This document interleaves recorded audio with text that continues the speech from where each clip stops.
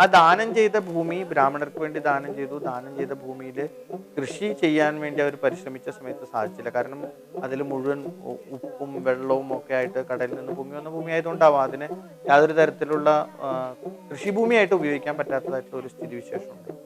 ഇങ്ങനെ വന്ന് ഈ ദാനം കിട്ടിയ ബ്രാഹ്മണര് പരശുരാമന്റെ അടുത്ത് വന്ന് പരാതി പറഞ്ഞു, അതിന് ഞങ്ങൾക്ക് ഭൂമി കിട്ടി, പക്ഷെ ഞങ്ങൾക്ക് യാതൊരു പ്രയോജനവും ഇല്ലാതുകൊണ്ട്. അപ്പൊ അവര് പരശുരാമൻ ശിവനെ പ്രാർത്ഥിച്ചു. ശിവൻ നാഗങ്ങളെ പ്രാർത്ഥിക്കാൻ വേണ്ടിയിട്ട് അദ്ദേഹത്തിന് ഉപദേശം കൊടുത്തു. അങ്ങനെ നാഗരാജാവിനെ പ്രാർത്ഥിച്ചു. നാഗരാജാവ് സപരിവാരം കേരളത്തിൽ വന്ന് ഈ ഭൂമിയിൽ വന്നിറങ്ങി ഈ ഭൂമിയിലുള്ളതായിട്ടുള്ള എല്ലാ അശുദ്ധിയെയും മാറ്റി, എല്ലാ തരത്തിലുള്ള ഉപ്പുരസം ലവണരസത്തിനെയും മാറ്റി ഈ ഭൂമി കൃഷിയുക്തമാക്കി തീർന്നു. അതായത് ഊഷര ഭൂമിയായിട്ടുള്ള ഒരു തരത്തിലും ഉപയോഗമില്ലാതിരുന്ന ഈ ഭൂമിയെ നമുക്ക് കൃഷിക്ക് ഉപയുക്തമാക്കി തീർത്തതും വാസയോഗ്യമാക്കി തീർത്തതും ഈ നാഗങ്ങളാണ്. നാഗങ്ങളുടെ സാന്നിധ്യം കൊണ്ടാണ്, നാഗരാജാവിന്റെ അനുഗ്രഹം കൊണ്ടാണ്. ഈ ഒരു കഥ നമ്മെ ബോധ്യപ്പെടുത്തി തരുന്ന എന്താന്ന് വെച്ച് കഴിഞ്ഞാൽ അത് ഈ നാഗങ്ങളുടെ അല്ലെങ്കിൽ നാഗാരാധനയ്ക്ക് കേരളത്തിൽ വിശേഷമായിട്ടുള്ള സ്ഥാനമുണ്ട്. നമ്മുടെ എല്ലാ വീടുകളും എടുത്ത് നോക്കിക്കഴിഞ്ഞാലും, അതായത് എല്ലാ ഭൂമിയുമായിട്ട് ബന്ധപ്പെട്ട ഒരു നാഗങ്ങളുടെ സാന്നിധ്യം ഉണ്ട് എന്ന് നമുക്ക് ഉറപ്പായിട്ട് പറയാം. അതായത് ഇവിടുത്തെ ജനങ്ങള് നാഗങ്ങളോട് കടപ്പെട്ടിരിക്കുന്നു. പിന്നീട് നമുക്ക് മനസ്സിലാക്കാൻ സാധിക്കുന്നത് ഈ നമ്മുടെ പഴയ വീടുകളും മിക്കവാറും കുടുംബങ്ങളൊക്കെ നോക്കുന്ന സമയത്ത് അവിടെ എല്ലാം ഒരു നാഗസാന്നിധ്യം. നാഗസാന്നിധ്യം എന്ന് പറഞ്ഞാൽ എന്താ, വലിയ അമ്പലം ക്ഷേത്രം പോലെയല്ല, ധാരാളം വൃക്ഷങ്ങൾ ഇടതൂർന്ന് നിൽക്കുന്നതായിട്ടുള്ള ഒരു ഭൂപ്രദേശമാണ് ഈ നാഗാരാധനയ്ക്ക് വേണ്ടിയിട്ടുള്ള നാഗാരാധനയ്ക്ക് വേണ്ടിയിട്ട് നമ്മൾ ഉപയോഗിക്കുന്നത്. വൃക്ഷങ്ങൾ ഇടതൂർന്ന് പോകും. ആ വൃക്ഷങ്ങൾക്ക് തന്നെ ഒരു പ്രത്യേകതരം ആ ക്ഷേത്രത്തിലുള്ള സർപ്പക്കാവിലുള്ള വൃക്ഷങ്ങൾ, സർപ്പക്കാവ്, സർപ്പക്കുളം, സർപ്പമായിട്ട് ബന്ധപ്പെട്ടതായിട്ടുള്ള കാര്യങ്ങളൊക്കെ നോക്കുമ്പോൾ അതിനൊരു പ്രകൃതിയുടെ ഒരു താളലയം നിലനിർത്താൻ വേണ്ടി പ്രകൃതി തന്നെ ഉണ്ടാക്കിയതായിട്ടുള്ള ഒരു സംവിധാനമായിട്ട് നമുക്ക് മനസ്സിലാക്കാൻ സാധിക്കും. കാരണം എന്തുകൊണ്ടാന്ന് വെച്ച് കഴിഞ്ഞാൽ ഈ അതിനുള്ളിലുള്ള വൃക്ഷങ്ങൾ, പലതരത്തിലുള്ള വൃക്ഷങ്ങൾ ഉണ്ട് എന്നാണ് പറയുന്നത്. കാടുകളെ കുറിച്ചൊക്കെ ഗവേഷണം നടത്തുന്ന മനഃശാസ്ത്രജ്ഞന്മാര് കാടുകളുടെ പല പ്രത്യേകതകളും ഒക്കെ പറയുന്നുണ്ട്. വനങ്ങളുടെ അതിലവർ പറയുന്നത് ഇല പൊഴിയുന്ന കാട്, അത് വർഷം മുഴുവൻ നിലനിൽക്കുന്ന കാട്, ഇല പൊഴിയാത്ത കാടുകൾ, വർഷം മുഴുവൻ തന്നെ ഇലയൊന്നും പൊഴിയാതെ ഇങ്ങനെ നിലനിൽക്കുന്ന കാടുകൾ. അതിലെ ഈ വൃക്ഷങ്ങൾ എന്ന് പറയുന്ന ഈ സർപ്പക്കാവിന്റെ ഉള്ളിലുള്ള വൃക്ഷങ്ങൾ വർഷം മുഴുവൻ ഒരു ഇല പോലും പൊഴിയാതെ സ്ഥിരമായി നമുക്ക് പ്രകൃതി ഈ വനമായിട്ട് നിലനിൽക്കുന്ന ഒരു സ്ഥിതിവിശേഷമാണ് അതിൻ്റെ ഉള്ളിലുള്ള വൃക്ഷങ്ങളെ സംബന്ധിച്ചിടത്തോളം നമുക്ക് നോക്കിയാൽ കാണാം. ഇന്ന് ആധുനിക ശാസ്ത്രവുമായിട്ട് തന്നെ കണക്ട് ചെയ്ത് നമുക്ക് ചിന്തിക്കുമ്പോൾ എന്താണെന്ന് വെച്ചാൽ ലോകം മുഴുവൻ ഇന്ന് ചിന്തിച്ചുകൊണ്ടിരിക്കുന്നത് ഏറ്റവും കൂടുതൽ ഉപയോഗിച്ച വാക്ക് അല്ലെങ്കിൽ ഏറ്റവും കൂടുതൽ ചർച്ച ചെയ്യപ്പെടുന്ന വിഷയം എന്ന് പറയുന്നത് ഭൂമിയിൽ ഉണ്ടായിക്കൊണ്ടിരിക്കുന്ന പ്രകൃതിയിൽ ഉണ്ടായിക്കൊണ്ടിരിക്കുന്ന വ്യത്യാസങ്ങളെ കുറിച്ചാണ്. ആഗോള താപനം, ഗ്ലോബൽ വാർമിംഗ് എന്ന് പറയുന്ന വാക്കാണ് അത്ര ലോകത്ത് ഏറ്റവും കൂടുതൽ ഉപയോഗിച്ചത് കഴിഞ്ഞ കുറച്ച് വർഷങ്ങളുടെ ഒക്കെ കണക്കെടുത്ത് നോക്കുന്നത്. ഈ ഗ്ലോബൽ വാർമിംഗ് എന്ന് പറയുന്ന പ്രകൃതിക്ക് നഷ്ടപ്പെട്ടുകൊണ്ടിരിക്കുന്ന ഈ പ്രകൃതി പ്രശ്നങ്ങളെ കുറിച്ച് അല്ലെങ്കിൽ പ്രകൃതിയിൽ നേരിടുന്നതായിട്ടുള്ള പ്രശ്നങ്ങളെ കുറിച്ചുള്ള ലോകത്തിന്റെ വളരെ ഗൗരവത്തിലുള്ള ചിന്തയിൽ നിന്നാണ് ഈ ഗ്ലോബൽ വാർമിംഗ് എന്ന് പറയുന്ന വാക്ക് രൂപപ്പെട്ടു വന്നത്. ഗ്ലോബൽ വാർമിംഗ് ഉണ്ടാവുന്നത് പ്രകൃതിയിലുള്ള കാർബൺ ഡൈ ഓക്സൈഡിന്റെ അമിതമായിട്ടുള്ള സാന്നിധ്യം, അതാണ് ഈ ഭൂമിയുടെ ചൂട് കൂട്ടിക്കൊണ്ടിരിക്കുന്നത്. കഴിഞ്ഞ 1000 വർഷത്തിനിടയിൽ ഉണ്ടായതായിട്ടുള്ള മാറ്റത്തിനേക്കാളും വളരെ പെട്ടെന്നാണ് കഴിഞ്ഞ 4-5 പതിറ്റാണ്ടുകൾ കൊണ്ട് ഈ ഭൂമിയിൽ ഉണ്ടായതെന്നൊക്കെ ഭൗമശാസ്ത്രജ്ഞന്മാർ വേവലാതിപ്പെടുന്നു. ഈ മട്ടിങ്ങനെ മുന്നോട്ട് പോയി കഴിഞ്ഞു കഴിഞ്ഞാൽ ഭൂമി ഇങ്ങനെ പനിച്ചുകൊണ്ടിരിക്കുകയാണെന്നാണ് പറയുന്നത്. ഭൂമിയുടെ ടെമ്പറേച്ചർ കൂടിക്കൊണ്ടിരിക്കും. ടെമ്പറേച്ചർ കൂടിയാൽ എന്ത് സംഭവിക്കും? ഭൂമിക്ക് ടെമ്പറേച്ചർ കൂടുന്നതായിട്ടുള്ള ഭൂമിയുടെ നമുക്കറിയാം പല പ്രദേശങ്ങളിൽ, പ്രത്യേകിച്ച് മലകളുടെയൊക്കെ മുകളിൽ അന്റാർട്ടിക്ക, ആർട്ടിക്ക തുടങ്ങിയതായിട്ടുള്ള പ്രദേശങ്ങളിൽ, അങ്ങനെ പല പ്രദേശങ്ങളിലും ഒക്കെ മഞ്ഞിന്റെ സാന്നിധ്യമാണ്. ഭൂമിയുടെ ചൂട് കൂടാൻ തുടങ്ങി കഴിഞ്ഞാൽ മഞ്ഞൊക്കെ ഉരുകാൻ തുടങ്ങും. ആ ഉരുകിയ മഞ്ഞ് മുഴുവൻ നദികളിലൂടെ ഈ കടലിലേക്ക് എത്തിച്ചേർന്ന് കഴിഞ്ഞ് കഴിഞ്ഞാൽ ഈ കരഭൂമി മൊത്തത്തിൽ വെള്ളത്തിന്റെ അടിയിലേക്ക് പോകാൻ സാധ്യതയുണ്ട്, വെള്ളത്തിന്റെ പൊക്കം കൂടാൻ സാധ്യതയുണ്ട്. ഇപ്പോൾ പല കണക്കുകൾ പറയുന്നുണ്ട്. ബോംബെയുടെ അതുപോലെ ചെന്നൈയുടെ ഒക്കെ 1/2 ഭാഗങ്ങളുടെ 1/1 പ്രദേശങ്ങളൊക്കെ വെള്ളത്തിന്റെ അടിയിലേക്ക് ഈ ടെമ്പറേച്ചർ കൂടുന്ന സമയത്ത് ഉണ്ടാവാൻ സാധ്യതയുണ്ട് എന്നുള്ള നിലയിലൊക്കെ തന്നെ ഭൗമശാസ്ത്രജ്ഞന്മാർ വിലയിരുത്തുന്നുണ്ട്. ഇതിനെക്കുറിച്ചൊക്കെ അതിനെക്കുറിച്ച് നമ്മൾ വിലയിരുത്തുമ്പോഴാണ് ഈ കണ്ടൽ കാടുകൾ, അതായത് സർപ്പക്കാവുകൾ എന്ന് പറയുന്നതായിട്ടുള്ള വൃക്ഷങ്ങളുടെ സാന്നിധ്യം നമുക്ക് എത്രമാത്രം ഗുണകരമായിരുന്നു എന്ന് നമുക്ക് തിരിച്ചറിയാൻ സാധിക്കും. പണ്ടൊക്കെ പറയും കാവ് തീണ്ടല്ലേ മക്കളെ, കുടിവെള്ളം വറ്റിപ്പോകും. കാവിനോടനുബന്ധിച്ച് തന്നെ കുളങ്ങളും ഉണ്ട്. ആ കുളവും ഒക്കെ തന്നെ ഈ ഭൂമിയിൽ ഒരു നിത്യമായിട്ടുള്ള വെള്ളത്തിന്റെ സാന്നിധ്യമാണ്. ഇപ്പോൾ വെള്ളം, ഭൂമിയുടെ ഭൂഗർഭജലം നമുക്ക് കിട്ടാനില്ല എന്നുള്ള അതിന് പരിഹാരമായിട്ട് പറയണത് ഈ കുളങ്ങൾ കുഴിക്കുക, സ്ഥിരമായിട്ട് മഴവെള്ളം നഷ്ടപ്പെട്ടു പോകാതെ സ്ഥിരമായിട്ട് കുളങ്ങൾ കുഴിച്ച് സൂക്ഷിക്കാന്ന്. പക്ഷേ ഇടക്കാലത്ത് നമുക്ക് വന്നു ചേർന്നിട്ടുള്ള പലതും നമുക്ക് നഷ്ടപ്പെട്ടു പോയത് നമ്മുടെ സംസ്കാരവും പാരമ്പര്യവും ഒക്കെ നഷ്ടപ്പെട്ടു പോയതുപോലെ ഇങ്ങനെയുള്ള കാവുകളും കുളങ്ങളും ആരാധനകളും ഒക്കെ നമുക്ക് നഷ്ടപ്പെട്ടു പോയി.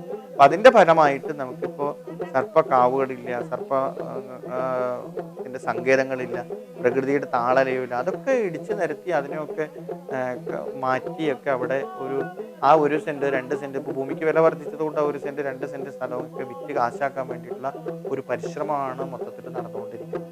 അപ്പൊ ഈ സർപ്പം ഇരിക്കുന്ന ഭൂമിയിൽ, പൊതുവെ സർപ്പത്തിന്റെ ആരാധന കുറിച്ച് പറയുന്ന സമയത്ത് സർപ്പം ഇരിക്കുന്ന ഭൂമിയിൽ സർവ്വ ഐശ്വര്യങ്ങളും ഉണ്ടാകും. സർപ്പത്തിനെ എടുത്തു മാറ്റാൻ വേണ്ടിയിട്ടുള്ള പരിശ്രമം, സർപ്പത്തിനെ അങ്ങനെ എടുത്തു മാറ്റാൻ പറ്റുന്ന കാര്യമല്ല. കാരണം ഭൂമിയുടെ ഉള്ളതാണ് സർപ്പം. അതുകൊണ്ട് സർപ്പങ്ങളെ സംബന്ധിച്ചിടത്തോളം സർപ്പങ്ങളെ ആരാധിക്കുകയും സർപ്പങ്ങളെ സംരക്ഷിക്കുകയും സർപ്പങ്ങളെ വേണ്ടതായിട്ടുള്ള കാര്യങ്ങൾ ചെയ്തു കൊടുക്കുകയും സർപ്പങ്ങളുമായിട്ട് ബന്ധപ്പെട്ടുള്ള കാവുകളും കുളങ്ങളും ഒക്കെ സംരക്ഷിക്കുകയൊക്കെ ചെയ്യുന്നത് ഈ നാടിനും പ്രത്യേകിച്ച് വീടിനും ആ ഭൂമിക്കും ഒക്കെ സർവൈശ്വര്യം ഉണ്ടാക്കി തരുന്നുള്ള കാര്യത്തിൽ യാതൊരു സംശയവും ഇല്ല. സർപ്പങ്ങളിരുന്ന ഭൂമി, സർപ്പങ്ങളുള്ള ഭൂമി നമുക്ക് താമസിക്കാനും ഉയർച്ച ഉണ്ടാക്കി തരാനും ഒക്കെ ഏറ്റവും നല്ലതാണ്. പക്ഷെ സർപ്പങ്ങളെ എടുത്തു മാറ്റി ആ ഭൂമി കൂടി വിറ്റ് കാശാക്കാനോ ആ പ്രദേശത്ത് വേറെ എന്തെങ്കിലും ഒരു കെട്ടിടം പണിയാനോ വേണ്ടിയൊക്കെ പരിശ്രമിച്ചാൽ അത് നമുക്ക് വളരെ ഗൗരവമുള്ള ദോഷങ്ങൾ ഉണ്ടാക്കി തരുന്ന അനുഭവങ്ങൾ പറയുന്നു. അതുകൊണ്ട് നാഗങ്ങളോട് ഇത്തരത്തിലുള്ള അതിക്രമം കാണിക്കുന്നത് അവസാനിപ്പിച്ച് അവരെ ആരാധിക്കാനും അവരെ സംരക്ഷിക്കാനും അവർക്ക് വേണ്ടതായിട്ടുള്ള കാര്യങ്ങൾ ചെയ്യാനും വേണ്ടിയിട്ട് നമ്മൾ ശ്രമിക്കേണ്ടത് ആവശ്യമാണ്. അതുപോലെ തന്നെ സർപ്പങ്ങളുടെ ആരാധന ഒട്ടും ബുദ്ധിമുട്ടുള്ള കാര്യമല്ല. ഏറ്റവും എളുപ്പം സാധിക്കുന്ന വർഷത്തിലാണ് അവരുടെ പൂജകൾ നടക്കുന്നത്. സർപ്പത്തിന് 100 പാലും വർഷം തോറും കഴിക്കുക, സർപ്പത്തിന്റെ പാട്ടുകൾ നടത്തുക തുടങ്ങിയതായിട്ടുള്ള പല ആചരണങ്ങളും നമുക്ക് കേരളത്തിൽ ഉണ്ടായിരുന്നു. നാഗപ്പാട്ട് വളരെ രസകരമായിട്ടുള്ള, വളരെ താളനിബദ്ധമായിട്ടുള്ള പ്രത്യേക തരത്തിലുള്ള ഒരു ആചരണമാണത്. അതിനുവേണ്ടി പ്രത്യേക അവകാശമുള്ള ചില കുടുംബക്കാരും ചില വ്യക്തികളും ഒക്കെ ഉണ്ട്. അവർ ഈ നാഗപ്പാട്ട്, പുള്ളുവന്മാർ എന്ന് പറയുന്ന പുല്ലിൽ നിന്നും ശിവൻ ഉത്ഭവിച്ച, പുല്ല് കൂട്ടിക്കെട്ടി ഉണ്ടാക്കി എന്ന് പറയുന്ന ശിവന്റെ പുല്ലോത്ഭവൻ പിന്നീട് പുള്ളുവനായിട്ട് മാറി അവർക്ക് പ്രത്യേകമായിട്ടുള്ള അവകാശമുണ്ട് ഈ പാട്ടൊക്കെ നടത്താൻ വേണ്ടിയിട്ട്. അവരിലൂടെ അവർ പാട്ടുപാടി ഈ സർപ്പങ്ങളെ സന്തോഷിപ്പിക്കും. അത് സർപ്പങ്ങളുടെ ആരാധനയിലൂടെ നമുക്ക് സർവ്വ ഐശ്വര്യവും വന്നു ചേരുന്നുള്ള കാര്യത്തിലൊക്കെ നല്ല അനുഭവമുണ്ട്. അതുകൊണ്ട് ഒരു കാരണവശാലും സർപ്പങ്ങളെ എടുത്തു മാറ്റാനോ അവരെ ഒഴിവാക്കാനോ ഒന്നും വേണ്ടി പരിശ്രമിക്കുന്നത് നല്ലതാണ്.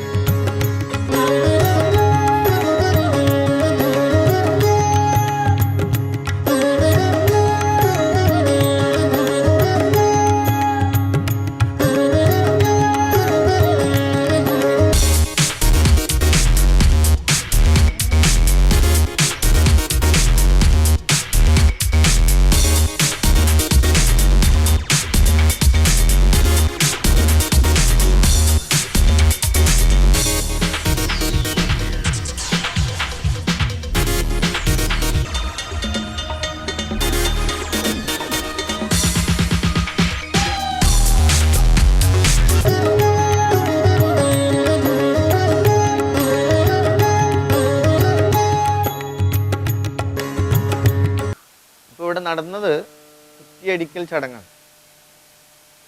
ഈ ഗൃഹാരംഭത്തിൽ കുറ്റിയടിക്കൽ ചടങ്ങ് ആണ് ഏറ്റവും ആദ്യം നടക്കുന്നത്. പല സ്ഥലങ്ങളിൽ, ചില സ്ഥലങ്ങളിൽ ഇതിന് കുറ്റിപൂജ എന്നുള്ള നിലയിൽ പ്രസിദ്ധമാണ്, ചില സ്ഥലത്ത് അതിന് കുറ്റിയടിക്കൽ എന്നുള്ള നിലയിൽ പറയുന്നു. അങ്ങനെ നടക്കുന്ന ഒരു ആദ്യത്തെ ഗൃഹനിർമ്മാണത്തിലെ ഏറ്റവും ആദ്യത്തെ കാര്യപരിപാടി എന്ന് പറയുന്നത്, ഏറ്റവും ആദ്യത്തെ ചടങ്ങ് എന്ന് പറയുന്നത് ഈ കുറ്റിയടിക്കലാണ്. കുറ്റിയടിക്കൽ എന്ന് പറയുന്നത് വാസ്തുപുരുഷ സങ്കല്പം എന്ന് പറയുന്ന നമ്മുടെ വളരെയധികം നമ്മളെല്ലാം എപ്പോഴും കേട്ടിട്ടുള്ളതാണ് വാസ്തുപുരുഷ സങ്കല്പം. വാസ്തുപുരുഷൻ എന്ന് പറയുന്നതായിട്ടുള്ള ഒരു വളരെ ഗർവിഷ്ഠനും അതുപോലെ തന്നെ ഒരു അഹങ്കാരിയുമായിട്ടുള്ള ഒരു അസുരൻ വളരെയധികം ദ്രോഹങ്ങൾ ഉണ്ടാക്കിയ സമയത്ത് ആ വാസ്തുപുരുഷനെ അടക്കം ചെയ്യാൻ വേണ്ടിയിട്ട്, അദ്ദേഹത്തിൻ്റെ ഗർഭം ശമിപ്പിക്കാനും അദ്ദേഹത്തിനെ അദ്ദേഹത്തിൻ്റെ ഗർഭം ശമിച്ച് ഉപദ്രവമൊക്കെ ഇല്ലാതാക്കാൻ വേണ്ടിയിട്ട് ദേവന്മാരെല്ലാം കൂടി ചേർന്ന് അദ്ദേഹത്തെ മലന്ന് കിടക്കുന്ന സമയത്ത് പിടിച്ചു വച്ചു എന്ന് പറയുന്നതായിട്ടുള്ള ഒരു സങ്കല്പകഥ. എന്തായാലും ഒരു കാര്യം വളരെ വ്യക്തമാണ്, വളരെ നമുക്ക് എളുപ്പം മനസ്സിൽ. വാസ്തുപുരുഷൻ എന്ന് പറയുന്നത് മനോഹരമായിട്ടുള്ള ഒരു സങ്കല്പം. വാസ്തുപുരുഷൻ എന്ന് പറഞ്ഞ സങ്കല്പം എന്താ? ഒരു ഗൃഹത്തിൻ്റെ ഉള്ളിൽ ഒരു മനുഷ്യൻ മലർന്നു കിടക്കുന്നതായിട്ടുള്ള ഒരു കാഴ്ചയാണ് ഈ വാസ്തുപുരുഷ സങ്കല്പം എന്ന് പറയുന്നത്. വടക്ക് കിഴക്ക് ഭാഗത്ത് തലവെച്ച് തെക്ക് പടിഞ്ഞാറ് ഭാഗത്ത് പാദങ്ങൾ വെച്ച് കിടക്കുന്ന ഒരു മനുഷ്യനെയാണ് വാസ്തുപുരുഷനിലൂടെ കാണുന്നത്. അതൊരു സിംബോളിക്കായിട്ടുള്ള പിക്ചറാണ്, വളരെ സിംബോളിക്കായിട്ടുള്ള ഒരു പിക്ചറാണ്. എന്താ ആ സിംബോളിക്കായിട്ടുള്ള പിക്ചർ നമുക്ക് നൽകുന്ന സന്ദേശം ഇതാണ്: ഒരു വീട് പണി പൂർത്തിയാക്കി കഴിയുമ്പോൾ ഒരു മനുഷ്യന് അതിൻ്റെ ഉള്ളിൽ സ്വസ്ഥനായിട്ട് കഴിയാൻ സാധിക്കണം. അപ്പം അതിനുള്ള ശാസ്ത്രമാണ് വാസ്തുശാസ്ത്രം. ഒരു വ്യക്തിക്ക് സ്വസ്ഥവും സമാധാനവുമായിട്ട് ഒരു ഗൃഹത്തിൻ്റെ ഉള്ളിൽ താമസിക്കാൻ സാധിക്കുന്നു എന്നുള്ളത് ഉറപ്പുവരുത്തിയാണ് വാസ്തുശാസ്ത്രം ചെയ്യുന്നത്. അതുതന്നെയാണ് വാസ്തുപുരുഷ സങ്കല്പത്തിലൂടെ നമുക്ക് മനസ്സിലാക്കാൻ സാധിക്കും. അങ്ങനെയുള്ള വാസ്തുപുരുഷൻ, ആ വാസ്തുപുരുഷൻ കിടക്കുന്നത് വടക്ക് കിഴക്ക് ഭാഗത്ത് തല വച്ച് അതിൻ്റെ തെക്ക് പടിഞ്ഞാറ് ഭാഗത്ത് പാദം വെച്ചിട്ടാണ് വാസ്തുപുരുഷൻ. സ്ഥലത വാസ്തുവിൻ്റെ സ്ഥിരമായിട്ടുള്ള കിടപ്പാണ്. പിന്നെ ഓരോ മാസവും വാസ്തുപുരുഷൻ, അതായത് ഓരോ മലയാള മാസവും ആദിത്യൻ ഏത് രാശിയിൽ നിൽക്കുന്നു ആ രാശിയിൽ പാദം വെച്ച് അതിൻ്റെ 7ാമത്തെ രാശിയിൽ തല വെച്ച് വാസ്തുപുരുഷൻ കിടക്കുന്നു എന്നുള്ളൊരു സങ്കല്പവും നമുക്കുണ്ട്. അങ്ങനെയുള്ള വാസ്തുപുരുഷൻ ഇടതുവശത്തേക്ക് ചെരിഞ്ഞ് ഭൂമിയിലേക്ക് ബീജാവാപം ചെയ്യുന്ന, അങ്ങനെയാണ് ചെയ്യുന്ന ചടങ്ങിനാണ് ഈ കുറ്റിപൂജ അല്ലെങ്കിൽ കുറ്റിവെക്കൽ എന്ന് പറയുന്നത്. അതാണ് ഗൃഹാരംഭത്തിൽ ഏറ്റവും ആദ്യമുള്ളത്. അപ്പോൾ എല്ലാം നമ്മുടെ സങ്കല്പങ്ങളെല്ലാം ജൈവമാണ്. പ്രകൃതിയുമായിട്ട് നമുക്ക് മനുഷ്യ ജീവിതം പോലെ തന്നെ നമുക്ക് മനസ്സിലാക്കാൻ സാധിക്കുന്നതാണ്. അതുമായിട്ട് ബന്ധപ്പെടുത്തിക്കൊണ്ടാണ് നമ്മുടെ പ്രകൃതിയുടെ താളലയങ്ങൾ, ജൈവ പ്രക്രിയകൾ, പ്രകൃതി, പുരുഷൻ തുടങ്ങിയതൊക്കെ ബന്ധപ്പെടുത്തിക്കൊണ്ട് തന്നെയാണ് നമ്മുടെ എല്ലാ കാര്യങ്ങളും നടക്കുന്നത്. അങ്ങനത്തെ ഉള്ളൊരു സങ്കല്പത്തിലാണ് ഈ കുറ്റിയടിക്കൽ എന്ന് പറയുന്ന ഒരു വീടുണ്ടാവാൻ വേണ്ടിയിട്ട് ഉള്ള ഒരു ചടങ്ങ് നടക്കുന്നത്.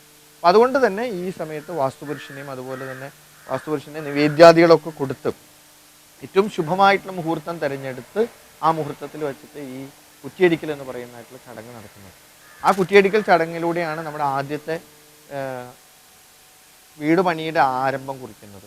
ആ ഒരു ചടങ്ങാണ് ഇപ്പോൾ ഇവിടെ വെച്ച് നടന്നത്. അപ്പോൾ ഇവിടുത്തെ ഈ കുറ്റിയടിക്കൽ ചടങ്ങൊക്കെ നടന്നു കഴിഞ്ഞ സമയത്ത്, കുറ്റിയടിക്കൽ ചടങ്ങിൻ്റെ സമയത്ത് നിങ്ങൾ കണ്ടു പല കാര്യങ്ങളും ഇവിടെ നടന്നു. കുറ്റി വയ്ക്കുക എന്ന് പറയുന്ന, കുറ്റി വയ്ക്കാൻ വേണ്ടിയിട്ട് കുറ്റി മുറിച്ചു കൊണ്ടുവരാൻ പറഞ്ഞു. അതിൽ നമ്മുടെ ഓരോ പ്രദേശത്തിൻ്റെ സവിശേഷതകളും ഒക്കെ അനുസരിച്ച് ആ സമയത്ത് ഓരോ നിമിത്തങ്ങളുണ്ട്. ആ നിമിത്തമൊക്കെ കണക്കിലെടുത്തുകൊണ്ടാണ് ആ നിമിത്തങ്ങൾ എല്ലാം നന്നാവുന്ന സമയത്താണ് ഈ കുറ്റിവയ്ക്കൽ പറയുന്ന ചടങ്ങ് നന്നായി എന്ന് പൊതുവെ പറയും. ഇവിടെ എല്ലാം പൊതുവെ നന്നായിട്ട് നടന്നു. കുറ്റി നന്നായി, കുറ്റി നല്ല കുറ്റി കൊണ്ടുവന്ന കുറ്റിയുടെ പ്രത്യേകതകളും കുറ്റിയുടെ സവിശേഷതകളും ഒക്കെ സാധാരണഗതിയിൽ ഈ വാസ്തു ആചാര്യന്മാർ പരിഗണിക്കാറുണ്ട്. കുറ്റിയടിക്കൽ ചടങ്ങെന്ന് പറയുന്നത് വാസ്തു ആചാര്യൻ്റെ നേതൃത്വത്തിൽ നടക്കുന്നതാണ്. ഈ വാസ്തുവിനെക്കുറിച്ചും ഭൂമിയെക്കുറിച്ചും ഭൂമിയുടെ കണക്കുകളെക്കുറിച്ചും വീടിൻ്റെ കണക്കുകളെക്കുറിച്ചും ഭൂമിയുടെ സ്ഥാനത്തെക്കുറിച്ചും ഒക്കെ നല്ല പാണ്ഡിത്യമുള്ള വ്യക്തിയാണ് ഈ കുറ്റിയടിക്കൽ ചടങ്ങ് നടത്തുന്നത്. ഇവിടെ ഇപ്പം നല്ല ലക്ഷണമായി, എല്ലാം കൊണ്ടും നല്ല വളരെ പെട്ടെന്ന് തന്നെ വീട് പണി പൂർത്തിയാകാനും ഒക്കെ ഉള്ളതായിട്ടുള്ള അനുകൂലമായിട്ടുള്ള ഒരു അന്തരീക്ഷം ഉണ്ടെന്നാണ് ഇവിടുത്തെ തൽക്കാല നിമിത്തങ്ങൾ നമുക്ക് നൽകുന്ന സന്ദേശം. ആ നിമിത്തങ്ങളൊക്കെ പരിഗണിക്കുന്ന സമയത്ത് നമുക്ക് ഈ കാര്യം വളരെ വ്യക്തമായിട്ട് മനസ്സിലാക്കാൻ സാധിക്കും. നല്ല നിലയിൽ ഈ വീടിൻ്റെ പണി പൂർത്തിയാകും എന്ന് തന്നെയാണ്.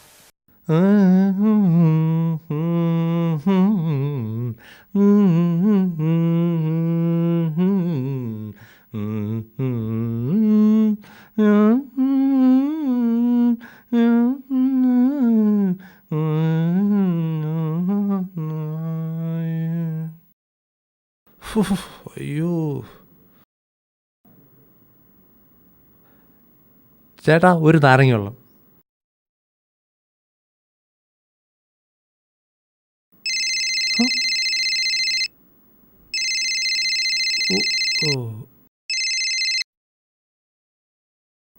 ഹലോ ശരത് സാറേ, ഞാൻ അങ്ങോട്ട് വിളിക്കാതിരിക്കുമായിരുന്നു. നാളത്തെ ഒരു മിനിക്കൂടെ കഴിഞ്ഞാൽ പിന്നെ നമുക്ക് കട്ടള വയ്ക്കുക. പിന്നെ നമ്മുടെ ജയകൃഷ്ണ സാറിനെ വിളിച്ചിട്ട് നല്ലൊരു സമയം നോക്കണം കേട്ടോ.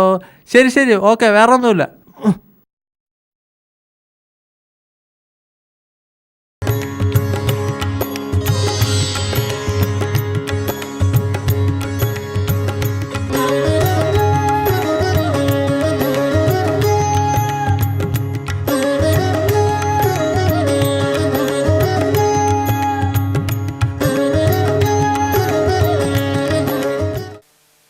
മൂന്നാമത്തെ ഘട്ടത്തിൽ ഉള്ളതാണ്. മൂന്നാമത്തെ ഘട്ടം എന്ന് പറയുന്നതാണ് ഈ കട്ട്ള വെപ്പ് എന്ന് പറയും.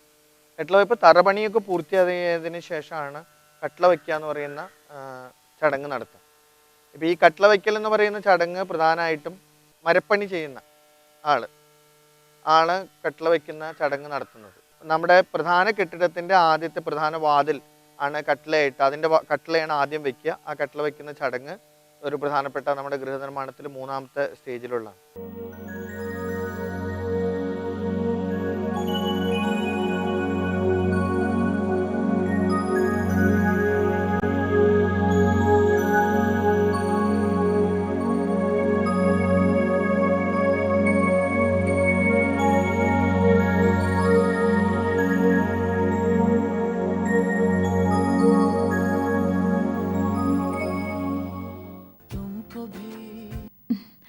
ഹലോ ലക്ഷ്മി, സുഗുണൻ 2 മണിക്കെത്തും. അലമാരയിൽ നിന്ന് ക്യാഷ് എടുത്ത് സുഗുണനെ ഏൽപ്പിക്കണം. അയ്യോ ശരത്തേട്ടാ, ഞാൻ വണ്ടിയിലാണല്ലോ. ഞാൻ വീട്ടിലെത്തിയ ശേഷം എടുത്തു കൊടുത്തേക്കാം. നാളെ മുതൽ വീടിൻ്റെ പണി തുടങ്ങുന്നതാ. സുഗുണൻ കാര്യങ്ങളൊക്കെ നോക്കി നടത്തിയാൽ മതിയായിരുന്നു. ശരത്തേട്ടൻ ടെൻഷൻ അടിക്കണ്ട. സുഗുണൻ ആളും എടുക്കനാ. ഈ സംസാരത്തിലെ ഒരു ലെക്കും ലെവലും ഇല്ലാതെ ഉള്ളൂ. ഓക്കെ ശരി. ശരി.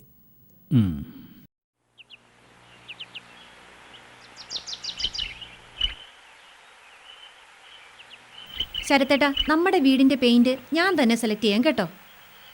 പായലേ വിട പൂപ്പലേ വിട ഏത് ബ്രാൻഡാണാവും? ബ്രാൻഡ് അല്ല, നിറമാ ഞാൻ പറഞ്ഞത്. നമുക്കെല്ലാ നിറവും അടിക്കാം. നീല, പച്ച, മഞ്ഞ. അതെ, ഞാൻ സെലക്ട് ചെയ്യാം. പോയി വാങ്ങി തന്നാ മതി. അപ്പോൾ പോയി വാങ്ങാൻ ഞാൻ തന്നെ വേണം.